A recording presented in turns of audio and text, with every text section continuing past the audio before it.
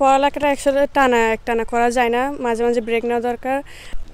চুয়েটে সুযোগ পাওয়ার জন্য আপনি কখন থেকে প্রস্তুতি নিয়েছিলেন?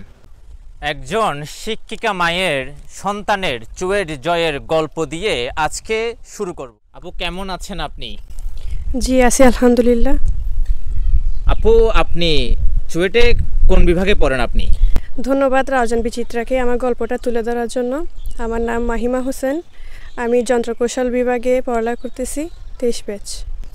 আপনার প্রাথমিক, মাধ্যমিক এবং উচ্চ মাধ্যমিক কোথায় কোথায় ছিল? আমার মাধ্যমিক হচ্ছে রাউজান RAC মডেল সরকারি হাই স্কুল অ্যান্ড উচ্চ মাধ্যমিক হচ্ছে চুয়েট স্কুল অ্যান্ড কলেজ।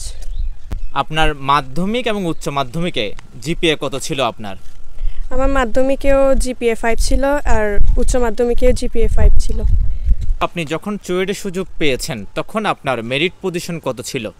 আমার সিক্রেট মেরিট পজিশন 3209 ছিল। আপনার ছোটবেলার স্বপ্ন কি ছিল?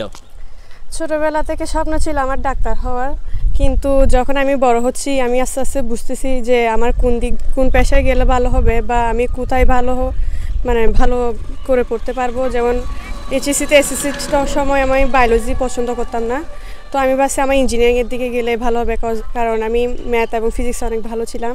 তো আমি তখন থেকেই আসলে ইঞ্জিনিয়ারিংয়ের প্রতি ইঞ্জিনিয়ারিং পেশার প্রতি আগ্রহ হয়েছি। আপনি কি মেডিকেলে ভর্তি পরীক্ষা দিয়েছিলেন? জি, আমি মেডিকেল ভর্তি পরীক্ষা দিছি। আসলে ওইটা হচ্ছে আমার আব্বুর জন্য, আমার কোনো ইন্টারেস্ট ছিল না, বাট আমার আব্বু চাইছে আমি দিই পরীক্ষা। তো আমি শুধু এক্সামের দিন গেছি, এক্সাম দিছি, বাট কোনো প্রিপারেশন নিই নাই। এমনি আসছিল আপনার? জি, আমি পাস করছি, বাট কোনো মেডিকেল আসেনি। চুয়েটে সুযোগ পাওয়ার জন্য আপনি কখন থেকে প্রস্তুতি নিয়েছিলেন? আমি ঠিক আসলে HSC পরে প্রিপারেশনটা নিছি, কারণ আমি HSC-তে প্রিপারেশন নিই না। অনেকে বলছে যে HSC থেকে প্রিপারেশন নিতে, বাট আমি নিই না, কারণ আমাকে আগে HSC-টা ভালো করতে হবে।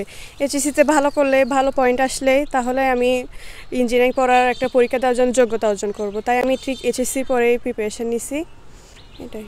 আচ্ছা, আপনি চুয়েটে ভর্তি পরীক্ষার আগে আপনি সামাজিক যোগাযোগ মাধ্যমে কতক্ষণ সময় দিতেন? আমি আসলে অত বেশি সময় দিতাম না, আমি শুধু ওই ফেসবুক আর মেসেঞ্জারটাই তেমন বেশিরভাগ চালাতাম। ওইখানে হচ্ছে অবসর সময় একদম কম সময় ওইখানে দিতাম, অত বেশি দিতাম না, কারণ ওইখানে সময় দিলে আমার পড়ালেখার অনেক গ্যাপ হয়ে যাচ্ছিলো, অনেক টাইম ওয়েস্ট হয়ে যাচ্ছিলো। আসলে আমাদের উচিত না আসলে এরকম সামাজিক মাধ্যমে টাইম ওয়েস্ট করাটা। এই অর্জনের পেছনে কার কার অবদান ছিল? হ্যাঁ, প্রথমত আমার মহান সৃষ্টিকর্তার জন্যই আসলে আমি এতটুকু পৌঁছাইছি। তারপর আমার আব্বু আম্মু আমার অবদান বেশি আছে।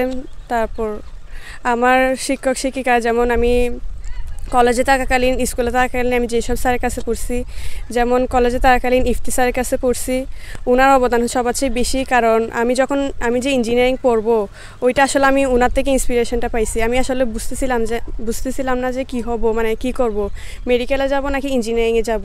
ঠিক তখনই উনি আমাকে আসলে গাইড করছে যে আমার ইঞ্জিনিয়ারিংয়ে যাওয়াটা বেস্ট হবে। আসলে ওনার থেকে আমি ইন্সপিরেশনটা পাইছি যে আমি হয়তো বুয়েটে এক্সাম দিতে পারবো, আমি বুয়েটে না হলে অ্যাটলিস্ট চুয়েটে হলেও চান্স পাবো। তারপর আমি ইংলিশ পড়ছি সন্দীপন স্যারের কাছে। তারপর আমি কেমিস্ট্রি পড়ছি আমার কলেজের কেমিস্ট্রি টিচারের কাছে। তারপর আমি HSC পরে ইঞ্জিনিয়ারিং প্রিপারেশনের জন্য আমি উদ্বাসে পড়তেছি, তো উদ্বাসে পড়ছি। আর তারপর আমার আত্মীয় স্বজনেরও অনেক অবদান আছে, এটাই। আচ্ছা, যদি আপনার চুয়েটে না আসতো তখন আপনি কি করতেন? তাহলে আমি নেক্সট টাইম মেডিকেল দিতাম, কজ আমার আব্বু আম্মু যেহেতু এটা স্বপ্ন ছিল আমাকে মেডিকেল পড়ানোর, তাহলে মেডিকেলে দিতাম। আচ্ছা, যদি আপনার একটানা পড়তে পড়তে তো অনেকক্ষণ সময় চলে যায়, ঠিক আছে, তখন ওই সময় আপনি কি করতেন? আসলে পড়ালেখাটা একসাথে একটানা করা যায় না, মাঝে মাঝে ব্রেক নেওয়া দরকার। আমি যখন পড়ালেখা করতে মন চায় তখন আমি কিছু আঁকতাম, ড্রয়িং করতাম বা পেন্টিং করতাম বা গান শুনতাম বা গল্পের বই পড়তাম, এটা আমার ফেভারিট, তো এগুলাই করতাম। যারা চুয়েটের মতো বিশ্ববিদ্যালয়ে পড়তে চায় তাদের কোন কোন বিষয়ের উপরে প্রস্তুতি নেওয়া উচিত বলে আপনি মনে করছেন? প্রথমত ম্যাথকে বেশি গুরুত্ব দিয়ে পড়া লাগবে। তারপর ফিজিক্সকেও বেশি গুরুত্ব দিয়ে পড়া লাগবে। তারপর কেমিস্ট্রি, আর যদি কুয়েট এগুলো পড়তে চাই তাহলে ইংলিশটাও একটু বেশি গুরুত্ব দিয়ে পড়া লাগবে। এই 4টা সাবজেক্টই ইম্পর্টেন্ট। আপনি তো পরিবার ছাড়া হলে বাস করছেন, বর্তমান জীবনযাপন করছেন, এই হলের জীবনযাপনটা আপনি কেমন উপভোগ করছেন?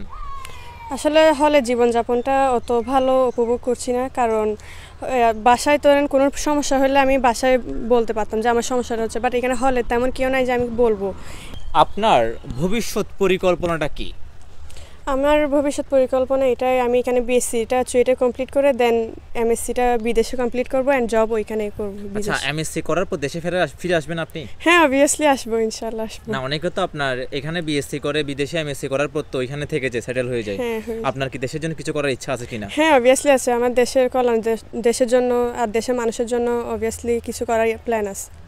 এই শিক্ষিকা মায়ের গর্বিত সন্তানের জন্য সবসময় রাউজান বিচিত্রার পক্ষ থেকে নিরন্তর শুভকামনা রইল।